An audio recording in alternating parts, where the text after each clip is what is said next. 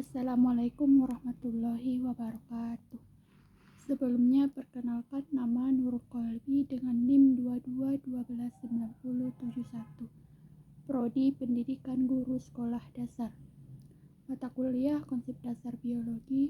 Dosen pengampu Doktoranda Insinyur Haji Rizda Amini MP.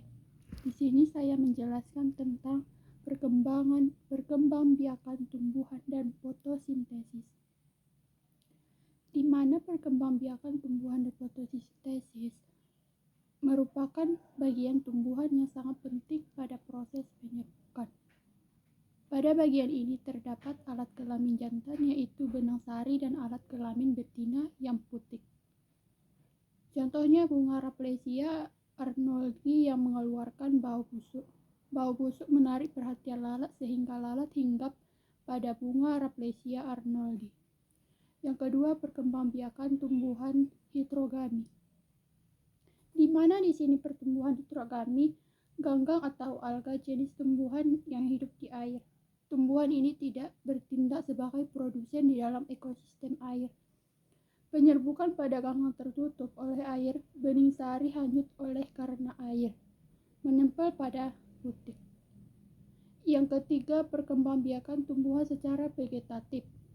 Pohon pisang sudah besar dan ada yang kecil.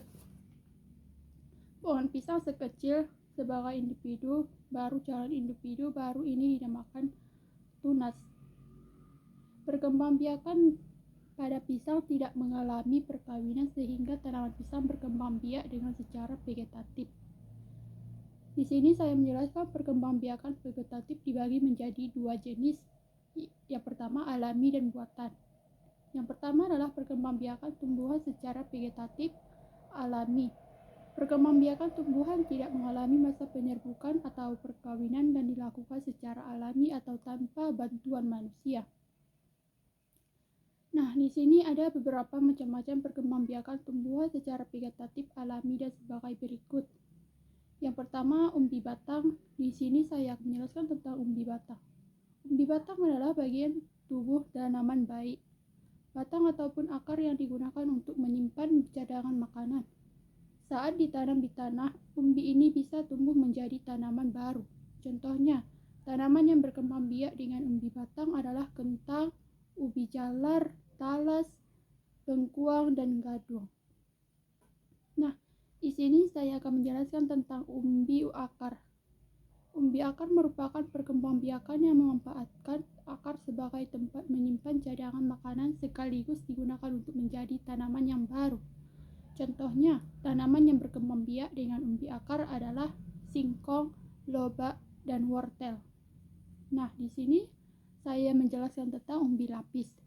Umbi lapis adalah organ reproduksi yang dihasilkan dari sekelompok daun tebal berlapis dengan susunan seperti roset. Contohnya, tanaman yang berkembang biak dengan umbi lapis adalah bawang merah, bawang putih, bawang bombay, bunga bawang, bunga tulip, dan bunga amarilis.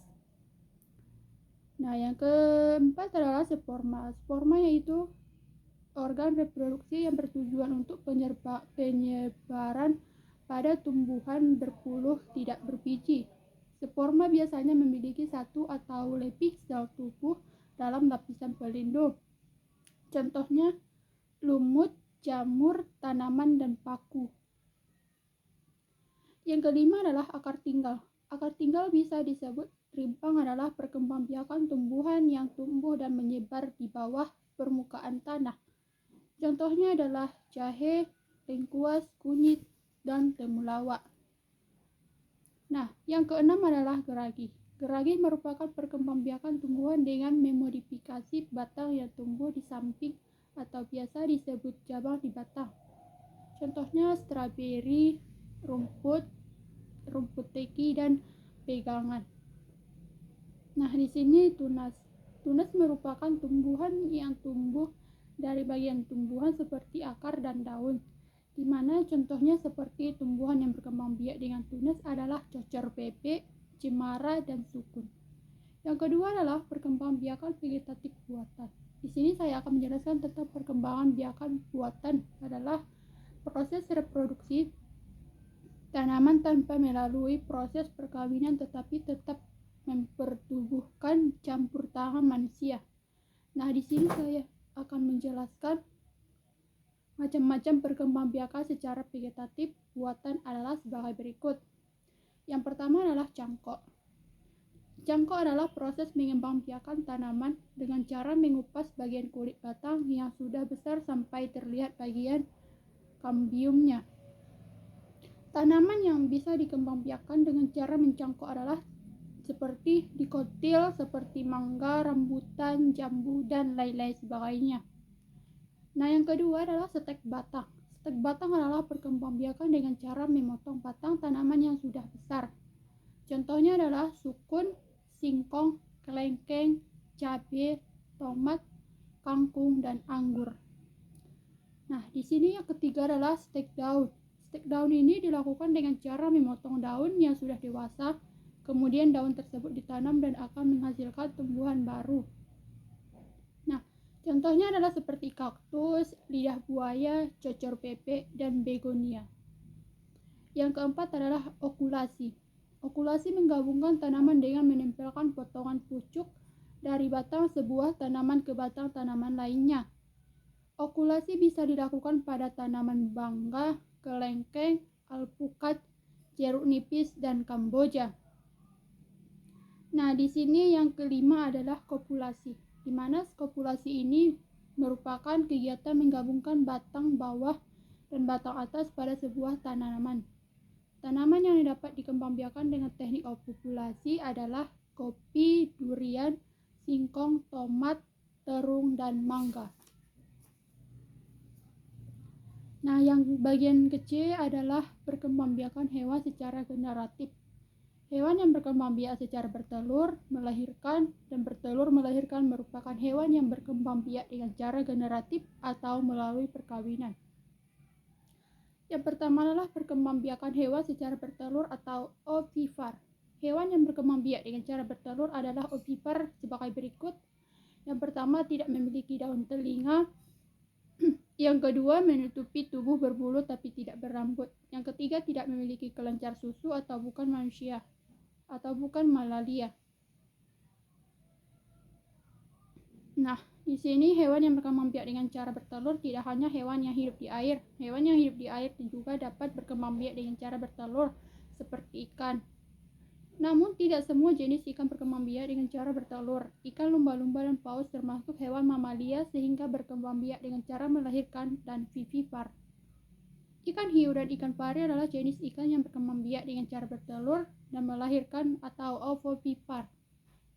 Yang bagian D adalah perkembangbiakan hewan secara vegetatif. Hewan dapat berkembangbiak tanpa melalui proses perkawinan atau disebut juga dengan berkembangbiak secara vegetatif. Nah, di sini saya akan menjelaskan tentang fotosintesis, di mana fotosintesis adalah suatu proses biokimia pembentukan zat makanan atau energi yang glukosa yang dilakukan tumbuhan, alga, dan beberapa jenis bakteri dengan menggunakan zat hara, karbon dioksida, dan air serta dibutuhkan bantuan energi cahaya matahari. Nah, yang pertama adalah pigmen. Pigmen merupakan proses fotosintesis tidak dapat berlangsung setiap sel, tetapi hanya pada sel yang mengandung pigmen fotosintesis mampu melakukan fotosintesis. Nah, yang ke bagian B adalah kloropias. Kloropias terdapat pada sebuah bagian tumbuhan yang berwarna hijau termasuk batang dan buah yang belum matang. Kloropias mempunyai bentuk cakram dengan ruang disebut stroma. Stroma ini dibungkus oleh dua lapisan membran. Nah, yang ketiga adalah fotosintesis pada alga dan bakteri.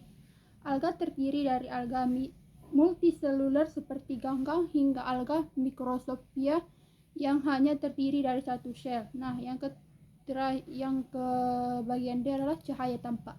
Cahaya tampak sebagai radiasi elektromagnetik yang paling dikenal oleh kita dapat definisikan sebagai bagian dan spektral gelombang elektromagnetik yang dapat dideteksi oleh matahari oleh mata manusia. Nah, yang terakhir adalah reaksi Tera. Reaksi Tera proses untuk menghasilkan ATP atau reduksi NADPH2. Reaksi ini merupakan molekul air. Pigmen klorofil menyerap lebih banyak cahaya terlihat warna biru. Nah, sekian dari pemateri saya. Saya mohon maaf. Assalamualaikum warahmatullahi wabarakatuh.